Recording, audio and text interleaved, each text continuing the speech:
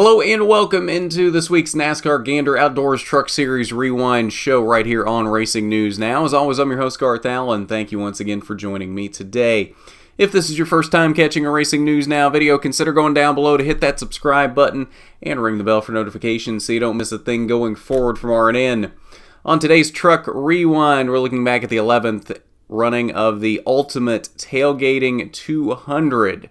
130 laps, 200.2 miles around the 1.54 mile Atlanta Motor Speedway in Hampton, Georgia.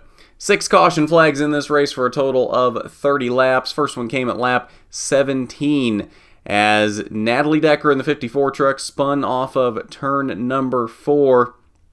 That brought out the first caution of the day. Stage number 1 concluded at lap number 40. Kyle Busch took stage number 1, which I don't think should be a surprise to anyone because at this point, I think we've come to expect if Kyle Busch is in a truck race, he's probably the fastest truck there. Lap number 54, third caution of the day, debris on the front stretch from Joe Nemechek, ripping off half of his splitter in the front stretch grass. That was a very odd incident to happen.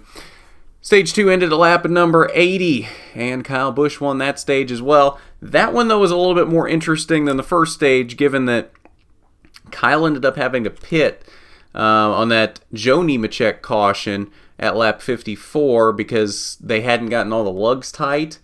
So he had to come back down, tighten the lugs on one of the wheels. He came from back in the mid-30s. No, mid-20s, sorry. We don't have mid-30s in a truck race. Came from the mid-20s, and in about 25 laps, went from the mid-20s back to the lead, won the stage. That was pretty impressive.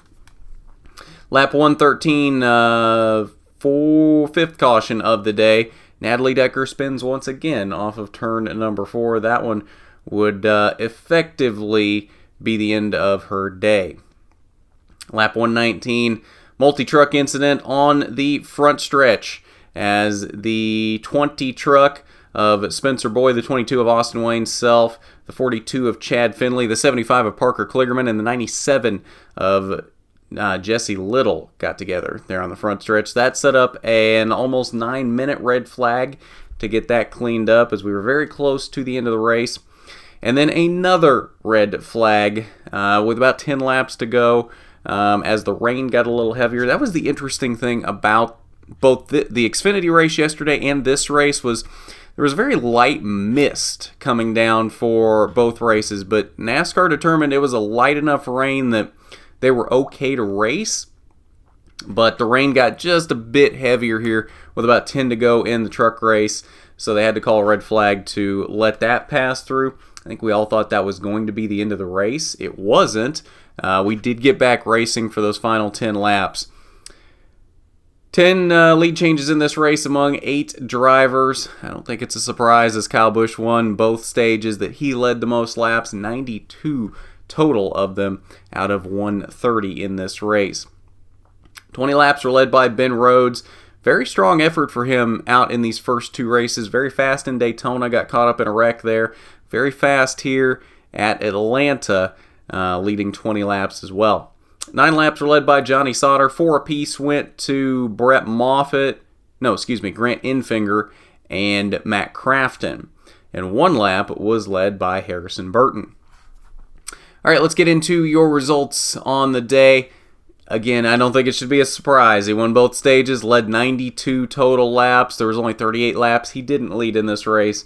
Kyle Busch wins the race and makes history, becoming the all-time wins leader in the Truck Series, surpassing Ron Hornaday Jr. with 52 wins now in the Truck Series. Hornaday has 51 wins. Kyle and Hornaday were tied for a while. Kyle Busch now solely owns that record of most wins in the Truck Series at 52. Johnny Sauter came home with a strong second-place finish. Gave Kyle a pretty good run at the end, just didn't quite have the speed to do it. That 51 truck was bad fast. Grant Enfinger came home in third, Brett Moffitt in fourth, and Ben Rhodes rounded out the top 5. Rest of your top 10 strong run, once again for Ross Chastain in the 6th position, Austin Hill 7th, Harrison Burton in 8th, Todd Gilliland in 9th, all 3 KBM trucks in the top 10 in this race. And Timothy Peters rounded out the top 10 to put both Nice Motorsports trucks in the top 10 as well. Pretty cool to see that. 11th through 20th. See Tyler Dipple down here, the highest running Young's Motorsports truck in 11th. Sheldon Creed came home in 12th. Brendan Poole with a strong run in 13th. Matt Crafton had issues near the end of the race. He had one of the faster trucks. All 4 ThorSport trucks were very fast in this race. He had issues near the end of the race, though, and ended up 14th at the end of the day. Gustine there in the 15th position. Anthony Alfredo, the highest finishing DGR Crosley truck after Natalie Decker's couple of issues. Alfredo comes home in 17th. Stuart Friesen had a strong truck. Unfortunately, he had issues near the end as well. 18th on the day for Stuart Friesen. 21st through 30th, we see Jesse Little down here in the 23rd position. We talked about his issue that he got caught up in. Natalie Decker, her couple of spins on the day off of turn 4, she came home in 24th. Spencer Boyd there in the 25th position. We talked about his incident as well. And then final page, 31st, 32nd, Timmy Hill and Joe Nemechek. All right, that's your results on the day from the Ultimate Tailgating 200. So let's head over to the Media Center and we will see what Kyle and your other top finishers had to say after this one. Yeah, it was certainly a big deal for me, a big deal for our team. Rudy and these guys, they prepare some awesome trucks, as do Hillman and Marcus. So certainly it's a lot of fun to be able to come out here and race with my own team and to have Cessna as well as Toyota and TRD support everybody that gets us to the track, and to be able to go chase after records. That's not what we're here to do. We're just here to go out there and compete and win and do what we can. And obviously everything that's tallied up over the years is getting us to this point. So, we just continue to strive to do our best. And today it was really, really good. Truck was awesome. It was flying out there, so felt really good and nice to be able to get it in the first start and to hopefully be able to go, 5 for 5 this year. That's what your ultimate goal is, but we'll see what all we can get done. Rudy, you've worked with not just Kyle, but with this organization for a while. But what does it mean for you to be a part of a moment like this and to help deliver Kyle his place atop the record book? Yeah, I mean, right now it's kind of hard to think about. I haven't tried to wrap myself up into it too much because we're just trying to. I've only worked with Kyle 1 year really as crew chief for him, so it was a successful year, but it was a long time ago. So, and just trying to figure out how to be successful with him.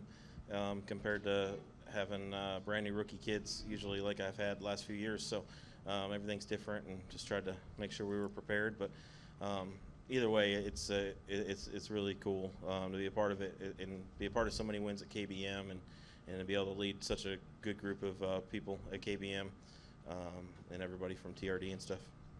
And we'll take a look at your playoff grid 2 races into the season before wrapping up here tonight. Austin Hill still your only driver locked into the playoffs with a win. Grant Infinger now leads the drivers that are in on points, and he has a pretty sizable gap back to his teammate Ben Rhodes. He's got a 14-point gap there, which is a pretty good gap 2 races into the season.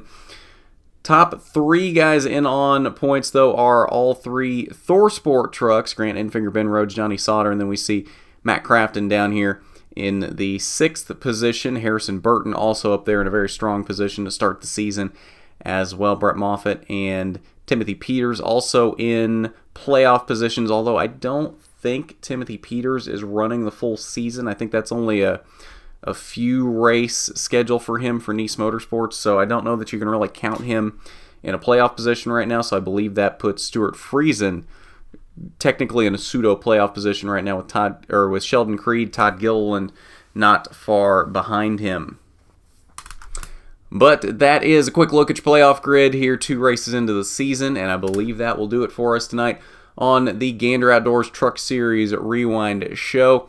We've got a Cup Series Rewind coming up a little bit later tonight once that race concludes the Folds of Honor Quick Trip 500. And then, of course, pole position as usual, Monday evening, 8 p.m. to quickly catch you up on everything that happened this weekend. But if you haven't done it already, you need to go down below, hit that subscribe button, ring the bell for notifications so you don't miss a thing going forward from RNN. And while you're down there, why don't you hit that big thumbs up button if you like the video? It is much appreciated when you do, and it helps us out so much when you do that. But at that, this has been the NASCAR Gander Outdoors Truck Series Rewind show. I'm Garth Allen for Racing News Now.